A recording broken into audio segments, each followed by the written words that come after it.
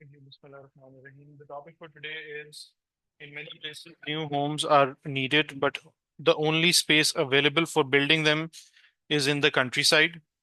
Full stop. Some people believe it is more important to protect the countryside and not build new homes there. What is your opinion about this?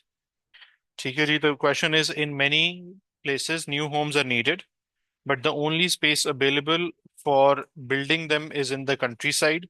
Some people believe it is more important to protect the countryside and not build homes there. So this is what the question is. It is basically countryside का मतलब पता है क्या है? गांव देहातों को country side basically कहा जाता है, रूरल एरियाज को या बॉर्डर के करीब एरियाज को जहाँ पे इतनी ज्यादा डेवलपमेंट नहीं होती है, these our country side areas. For example Lahore में यू हैव बरकी रोड वाली साइड पे बॉर्डर के पास जो है वो इलाका है. कंट्री साइड इज बेसिकली जहाँ पे इतनी ज्यादा कंस्ट्रक्शन नहीं हुई होती. बिल्कुल ऐसे. तो but the only space available for building them is in the countryside. Some people believe it is more important to protect the countryside and not build new homes there. कुछ लोग यही वही दोबारा environment वाला हम एक देख रहे हैं कि टॉपिक है, इन्वायरमेंट से रिलेटेड है. इसके ऊपर हम जो है वो आगे फर्दर जो है वो हमें बात करनी है. तो let's actually start the discussion on it. Let's talk about number one. In case अगर आप नया घर कंट्री साइड पे बनाना चाहते हैं, so why it is necessary. Number one, rising population needs. Population is a very major concern, ठीक है, पूरी दुनिया में. एंड जिस तरह पॉपुलेशन बढ़ रही है उसी तरह आपकी हाउसिंग कैपेसिटी ज़्यादा रिक्वायर्ड है, कंक्रीट ज़्यादा रिक्वायर्ड है, बिल्डिंग कैपेसिटी ज़्यादा रिक्वायर्ड है, अकोमोडेशन कैपेसिटी ज़्यादा रिक्वायर्ड है, just because of the rising population that is there. तो urban areas are already becoming overloaded, overcrowded due to population growth, creating a housing shortage. लोगों के पास घर नहीं है रहने के लिए. और there is also inflationary pressure while constructing the house in urban areas. आप गांव देहात में घर बनाने की कोशिश करें, वहां पे क्या एक सिचुएशन होती है, और अगर आप यहाँ पे बनाने की कोशिश करें लाहौर में, तो यहाँ पे जमीन वो आसमान का फर्क होता है प्राइसिंग का. अगर आप देखें, expanding in the countryside can help meet this urgent demand. ठीक है. अफोर्डेबिलिटी एंड एक्सेसिबिलिटी लिख लें प्लीज अपने पास. Home built in rural areas are often cheaper to construct and purchase. ठीक है ना. आप देखेंगे कि शहरों में यूनिट जो बिजली का होता है वो शायद गालबन महंगा होता है, गांव देहातों में सस्ता होता है. ठीक है. Why? Because the government somehow takes into account कि जो रूरल पॉपुलेशन है वहां पे इनकम इतनी ज्यादा नहीं होती लोगों की, और जो अर्बन पॉपुलेशन होती है वहां पे रिक्वायरमेंट ऑफ इलेक्ट्रिसिटी भी ज्यादा होती है, और इसी वजह से इनकम भी ज्यादा होती है लोगों की. तो इस वजह से वहां पे उस तरह से काम होता है. This can actually help first time buyers and low income families. लिख लें प्लीज अपने पास. This can help first time buyers and low income families. कुछ लोगों में ये सोच भी होती है कि आप बेशक बड़े शहर में रहें, लेकिन घर अपना गांव में बनाएं या छोटे शहर में बनाएं, because it is easy to construct home in, you can say, in a place जहाँ पे आपके पास जो है वहाँ पे प्राइसिंग ज्यादा ना हो. Third, better quality of life. Again, as we know, countryside living often offers cleaner air, less noise, and healthier environment. लोगों की गांव के देहातों में लोगों की सेहत इसलिए भी बेहतर रहती है, जो लोग गांव देहातों से आते हैं वो यही बताते हैं. And let's be very open about it, specially जो लोग लाहौर से बाहर से आते हैं और लाहौर में रहते हैं, और वो अगर एक साल मुकम्मल गुजार लें तो वो यही कहते हैं भाई कि बहुत पोल्यूटेड सिटी है. ठीक है ना. मतलब मेरे एक कोलीग होते थे, वो इस्लामाबाद से आए थे इधर जॉब करने के लिए, और उसके बाद मतलब वो कहते हैं यार वैसे तो मतलब बड़ा फास्ट पेस अब हो गया है लाहौर, लेकिन वहाँ पे बहुत ज्यादा हवा जो है ना वो, ऊपर से कहते हैं मैं थोड़ा वो गांव वाली साइड का हूँ तो मुझे वो हवा सूट नहीं करती वो. ठीक है. अगेन, मैं अब जाहिर सी बात है लाहौर में ही वो पला बड़ा हूँ, तो जाहिर सी बात है मुझे शायद इतना फील ना हो, लेकिन specially for the people who are coming from other parts of the country, they might feel it is well. यार वो नहीं होता ना अब हवा उसकी, मतलब इतनी पोल्यूटेड है. और अभी आप देखें, अभी ये सितंबर के बाद जुलाई अगस्त सितंबर ये बस शुरू होने वाला है। ये 2-3 महीने में आप देखेंगे स्मॉग का इशू शुरू हो जाएगा, जो कि मार्च तक जाएगा फिर। तो almost 6 months during the year, almost half an year goes into particularly this thing, कि जी वो बिल्कुल उसी में ही निकल जाता है। खैर, let's go further. Economic development लिख लें जी अपने पास। अ, ठीक है। New housing projects can bring jobs and services to rural areas. ठीक है जी, new housing projects can bring jobs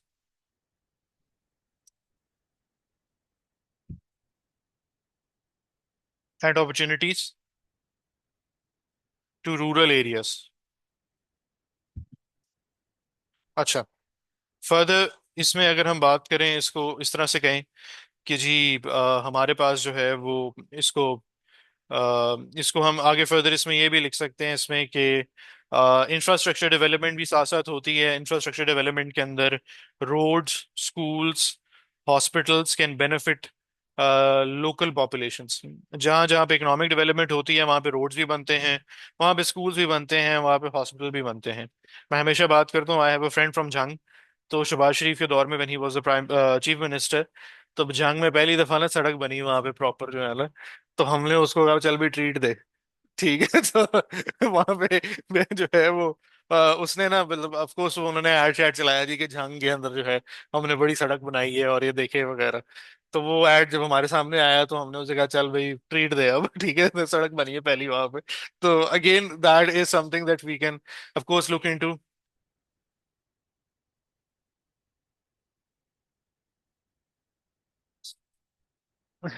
वो असल में ये नहीं कि वहां पे रोड्स नहीं थी, वहां पे कोई मेन सड़क बनी थी। तो हमने उसको बाहर लगाई कि पहली हाँ वो मतलब हमने उसे बाहर लगाई कि चल पहली सड़क बनी है तुम लोगों की, तो चलो अब ट्रीट दो। ठीक है, तो ऑफ कोर्स वो चलता रहता है दोस्तों में। Moving people from congested cities can ease pressure on city infrastructure and improve overall living conditions. जब आप लोग मतलब शहरों में से अगर पॉपुलेशन कम होगी, आगे पीछे जाके रहेगी, तो जो प्रेशर है वो एक जगह पे वो कम हो जाता है। फॉर एग्जांपल, हॉस्पिटल्स पे बहुत प्रेशर होता है शहरों के अंदर। इवन के हमारे जैसे ममालिक में जहाँ पे शहरों में ही हॉस्पिटल्स होते हैं, इवन गांव के लोग वहां पे आए होते हैं। बट इसी तरह अगर पॉपुलेशन डिस्पर्स हो, एक जगह पे ना हो, तो उससे होता यह है कि हॉस्पिटल्स जो हैं वो बेहतर भी काम करते हैं, उन पे प्रेशर भी कम होता है। फॉर एग्जांपल, जिना हॉस्पिटल चले जाएं या जनरल हॉस्पिटल चले जाएं, गांव देहातों से पंजाब के लोग आए हुए हैं, बैठे हुए हैं आके सड़कों पे फुटपाथों पे फैमिलीज रह रही हैं आके, क्या हमारी बारी आएगी? क्योंकि वहां पे ना जनरल ये जो गवर्नमेंट हॉस्पिटल्स होते हैं, पे बारियां लगती हैं। 1 महीने बाद बारी आएगी, 2 महीने बाद बारी आएगी, बंदे की जो भी सेहत है। लेकिन यही अगर आपकी पॉपुलेशन डिस्पर्स भी हो, सेकंड आपकी पॉपुलेशन और आगे पीछे इंफ्रास्ट्रक्चर डेवलपमेंट हुआ हो, तो ये लोड शहरों के ऊपर नहीं आएगा। अब लाहौर की आबादी इस वक्त 1.5 करोड़ से ऊपर है। ठीक है, लोअर देन कराची। और आप अंदाजा लगा लेंगे आपके पास कितने बड़े हॉस्पिटल हैं यहाँ पे 1.5 करोड़ के लिए, का बहुत कम। ठीक है। तो again that is something that can look into. Covid के टाइम पे 1-2 दिन ऐसे आए थे कि लाहौर में सारे आईसीयूज फुल हो गए थे। 1-2 दिन ऐसे आए थे। उसके बाद अल्लाह की करनी ऐसे हुई कि वो the cases started to go down. लेकिन 1-2 दिन फुल चोक हो गया था लाहौर का मेडिकल सिस्टम जो है, लाहौर के अंदर खास तौर पे। Again will let's actually go further. Arguments against building in the countryside, अगर आप there are few words which I want you guys to write. Preservation, PRESERVATION, PRESERVATION, that is preservation. ठीक है, इन्वायरमेंटल प्रिजर्वेशन उसे हम कहते हैं। Then there is another word, conservation, CONSERVATION. These can be used almost synonymously. I was the founder of my society in the university. वहां पे एक मैंने बनाई थी इन्वायरमेंटल प्रिजर्वेशन सोसाइटी, अभी भी है, चल रही है। और एक वहां पे मैंने एक और भी बनाई थी, मतलब उसका नाम हमने चेंज किया था, सॉरी, इन्वायरमेंटल कंजर्वेशन सोसाइटी कर दी थी, क्योंकि उसका वो नाम क्लैश आ रहा था ईपीएस किसी के साथ। तो हमने उसको फिर ईसीएस कर दिया था। तो उसके अंदर ये था कि इन्वायरमेंटल कंजर्वेशन सोसाइटी वो बन गई थी. So that is something I still remember, that I founded a society, and preservation and conservation मुझे वहां से याद है. So building on green land disrupts ecosystems, लिख लें. इकोसिस्टम पता है क्या होता है? आपका जो लाइफ साइकिल होता है वहां पे, for example, there is a forest, एक जंगल होता है ना. कहते हैं कि एक तो पौधे मतलब जंगल के अंदर दरख्त हैं जो बिल्कुल ऊपर होते हैं, जिनमें धूप भी है, बारिश भी है. कुछ पौधे नीचे होते हैं, और वो पौधे सनलाइट बर्दाश्त नहीं कर सकते, और उन्हीं पौधों को कीड़े मकोड़े खाते हैं. Just giving you an example, exactly मुझे अब नाम तो नहीं पता सारों के. अब उसमें ये होता है कि जब आप कोई दरख्त काटते हैं, ऊपर से बेशक आप ऊपर से कटाई कर दें, तो वो जो पौधे होते हैं नीचे, वो सनलाइट पे एक्सपोज हो जाते हैं. और जब वो पौधे खत्म होते हैं तो कौन उनको खाता है? कीड़े मकोड़े. और उन कीड़े मकोड़ों को कौन खाता है? परिंदे, छोटे जानवर, ये जो फ्रॉग्स और इस तरह के. आपका पूरा सिस्टम डिसरप्ट हो जाता है जब आप एक दरख्त काटते हैं. आपको पता, मतलब I recently got to know कि अभी हमारा नहर के ऊपर जो है वो कंस्ट्रक्शन होनी है. तो आई एम रियली वंडरिंग कि यहाँ पे दरख्तों के साथ क्या होता है, जो जितने भी थोड़े बहुत लाहौर में रह गए हैं. खैर, will come back to it. Reduces biodiversity, लिख लें प्लीज अपने पास. And it reduces biodiversity. इसका जो है, I tell you about the term. ठीक है. इसमें बायोडाइवर्सिटी कहते हैं जी, it is it actually refers to variety of plants, animals and microbial life in a particular environment. ठीक है. आपके पास जो वैरायटी होती है चीजों की, उनको जो है वो डिस्टर्ब करता है. That is basically, of course उसको हम उसमें बात कर सकते हैं. फिर उसमें आ जाते हैं कि irreversible land use. Irreversible land use, once rural land और लैंड इज डेवलप्ड, जहां पे बिल्डिंग खड़ी कर दी जाए, it is rarely returned to its natural state. उसके बाद उस पर खेती बाड़ी मुश्किल ही है कोई करे. ठीक है. Because that is what we generally observe. Once rural land is developed, it's rarely return to its natural state. This permanent transformation can harm future generations. This permanent transformation can harm future generations. Third, urban sprawl. Urban sprawl.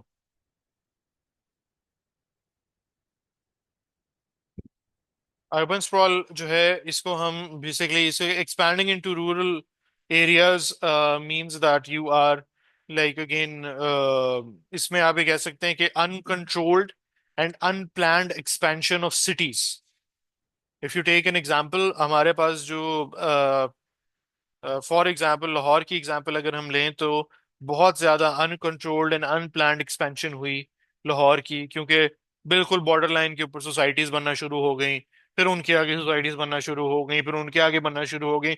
Eventually we are like a big city now. इसी तरह से in the recent government, I think so, कि रावी की दूसरी तरफ इन्होंने एक छोटा सा शहर बनाने की कोशिश की थी. I am not sure how that particular project is going, but still उस पे जो है वो, उस पे होता है, उसमें होता यही है कि you lose your farm land, your green spaces, increase pollution and traffic, higher infrastructure cost, and again उसके अंदर कम्युनिटी आइसोलेशन जो है वो हो जाती है. ठीक है. कम्युनिटी आइसोलेशन क्या है कि इसमें मतलब खैर that is a different term. उसके अंदर फिर हमारे पास फैसिलिटीज नहीं होती हैं आगे पीछे, तो will come back to it. अच्छा. It increases dependency on cars, leads to pollution, and makes public transportation less viable. Makes public transportation less viable. Fourth, cultural and agricultural loss. लिख लें प्लीज अपने पास. Cultural and agricultural loss. What is cultural and agricultural loss? Countryside areas have often historical, cultural, and agricultural value.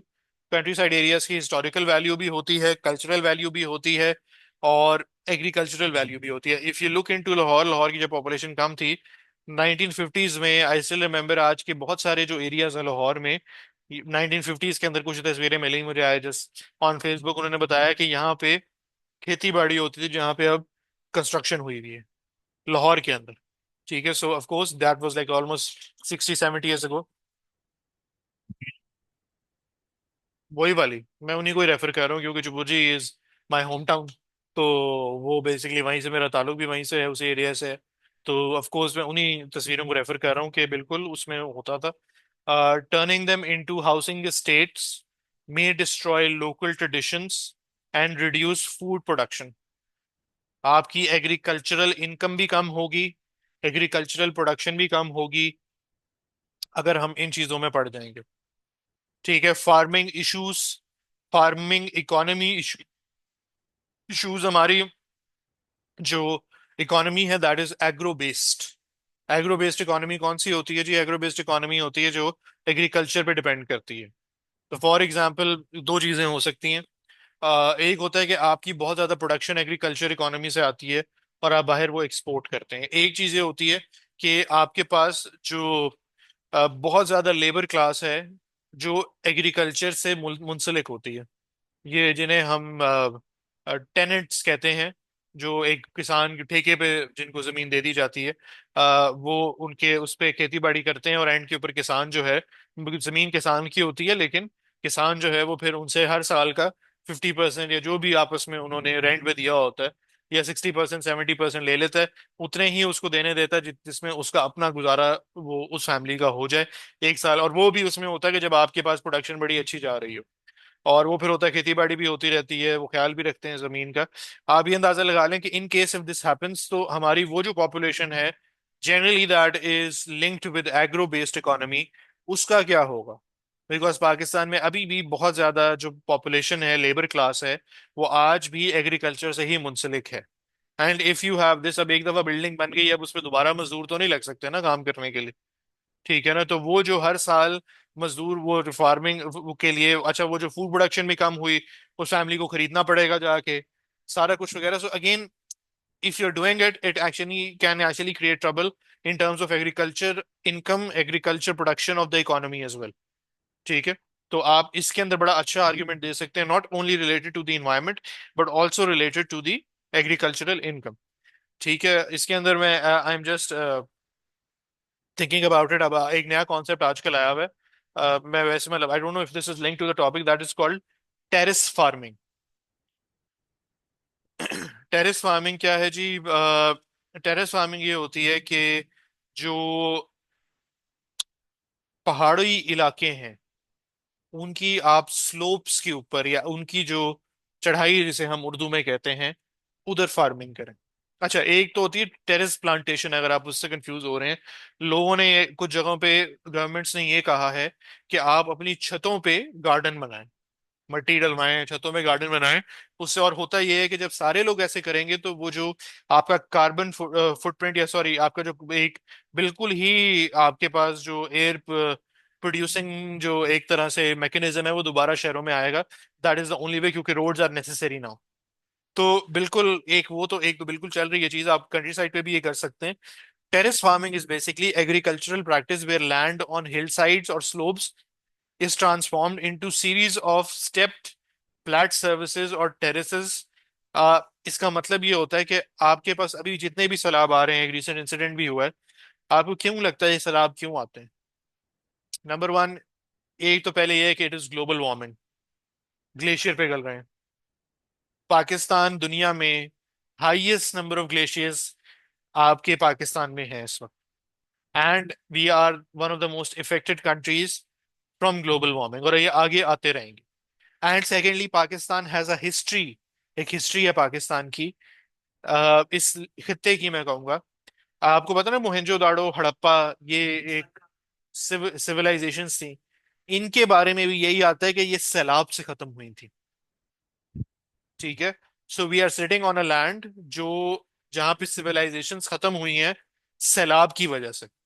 Even Lahore के अंदर भी history में आता है कि आपके पास 50-60 साल पहले, जब पाकिस्तान बनने के थोड़ी देर बाद एक दफा सैलाब आया था, तो शादरा वाला इलाका जो था वो पानी में आ गया था सारा।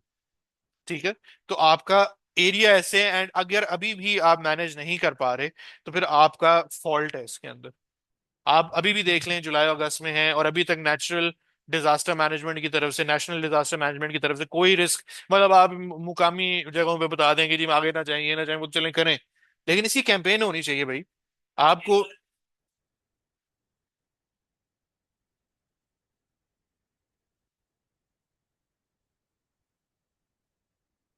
ऐसा ही है ना। दूसरी उसमें चीज है कि आपके पास नेशनल डिजास्टर मैनेजमेंट के लोग होने चाहिए आपकी। मैं तो समझता हूँ जिस तरह ही बारिश का सीजन स्टार्ट हो, ये आप टीवीज पे ऐड चलाना शुरू कर दें लोगों के, भाई ये अगर सैलाब आ जाए तो क्या करना है, सैलाब आने से पहले क्या करना है। मतलब आप इंतजार करते हैं कि कोई मसला हो जाए तब हम कुछ करें। अब वो मैंने रिसेंटली गॉट टू नो, वो जो बेचारे 18 लोग डूबे हैं, मुझे पता चला आखिरी 4-5 को बचाने के लिए एक बंदा गया था। वो आपने वीडियो में देखा होगा, वो अपनी वो उस पे, लेकिन मसला ये था कि वो फ्लो इतना था कि उसकी बोट स्टेबल नहीं हो सकी। और हालांकि उन्हें पकड़ने की भी कोशिश की, इवेंचुअली वो नहीं पकड़ सके। उसने कोशिश की थी बंदे ने बचाने की जाके वहां पे, ऐसा नहीं है। लेकिन the fact of the matter is के आप क्यों वेट करते हैं ऐसे इंसिडेंट का, आप पहले आप चलाएं कैंपेन। आप इतना तो आगे पीछे खर्च करते ही हैं, सारी हुकूमतें करती हैं आके कैंपेन्स वगैरह के ऊपर, आप इसमें नहीं कर सकते। आपको लोगों को ये भी बताएं कि आप इस वक्त पाकिस्तान का एक काफी हिस्सा टेक्टोनिक प्लेट्स के ऊपर है, जहां पे दो टेक्टोनिक प्लेट्स मिलती हैं आपस में, वो एरिया, उस एरिया में जलजले आते हैं। अभी आप जलजले की बात कर रहे थे, उस जगह पे जलजले आते हैं, दैट्स फॉर श्योर आएंगे, आते रहेंगे। आपने क्या मैकेनिज्म बनाया है अपनी कंस्ट्रक्शन इंडस्ट्री के अंदर उसको मिटिगेट करने के लिए, या आपने कितनी पब्लिक अवेयरनेस दी है? कुछ भी नहीं। और ये नहीं कि अभी इंसिडेंट नहीं हुए, चलो जी पहली दफा इंसिडेंट होगा तो बताएंगे। इंसिडेंट कई दफा हो चुके हैं, 2005 का जलजिला आ चुका है, सारा कुछ देख चुके हैं हम आगे पीछे, फिर भी we somehow don't talk about it. तो of course forestation, deforestation, we can talk about that is well. इसमें यह है कि प्रिवेंट्स सॉइल इरोजन, लिख लें प्लीज अपने पास। सॉइल इरोजन पता है क्या होती है? इरोजन होती है, आपने अक्सर देखा है जो गांव जो दरियाओं के साथ फसलें होती हैं, अक्सर मट्टी वो उधर से दरिया से लेके जब वो सूखा होता है तो मट्टी वहां से, हाँ वो मट्टी वहां से उठा के फिर अंदर डाली जाती है, वो बड़ी उसकी अच्छी मट्टी होती है।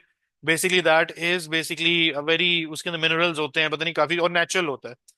होता यह है कि जब सैलाब आता है ना तो वो मट्टी चली जाती है, और वो आपको कोई मतलब कहते हैं ना उसमें, मतलब बड़ी अच्छी मिट्टी होती है वो जमीन के लिए, और वो साथ चली जाती है। जब आप टेरेस फार्मिंग करते हैं तो वो मिट्टी बच जाती है।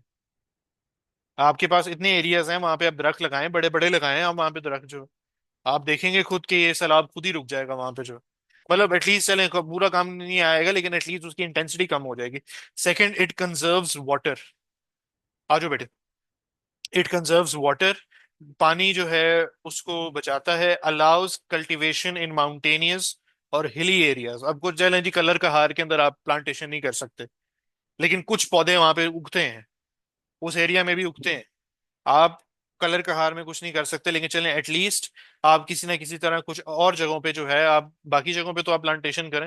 मतलब अक्सर आप देखेंगे पहाड़ है, वो पहाड़ी है, तो ना पौधा है ना कुछ, और उस पर उगाया जा सकता है। ठीक है। इसके अलावा you can also talk about, बात थोड़ी एक्सटेंड हो गई है, आपके पास काफी पौधे हैं जो जिनको पानी की इतनी ज्यादा जरूरत नहीं होती, but they are oxygen producing plants at the same time. मुझे याद पड़ता है कि केपीके में back in in the previous government, उन्होंने जब दरख्त लगाए थे तो बड़ी अच्छी डिबेट, पहली दफा पाकिस्तान में एक दो डिबेट्स ही हुई हैं जो अच्छी हुई हैं, उसके अलावा तो मैं, पर आप सब देखते ही रहते हैं। उन्होंने कहा था कि आप जो क्वालिटी ऑफ प्लांट्स हैं और जो प्लांट लगा रहे हैं उसको स्टडी भी कर रहे हैं, बस आप दरख्त ही लगाई जा रहे हैं। Now this is what I want to listen on TV shows कि यार सही बात हो रही है कहीं पे। उस पे उन्होंने कहा कि जो दरख्त आप लगा रहे हैं, पौधा लगा रहे हैं, ये वाटर मतलब कंजर्वेशन नहीं करता, ये बहुत पानी खाता है, आप कोई और पौधा लगाएं। ठीक है। फिर उसमें खैर अजान होगी, फिर बात करते हैं।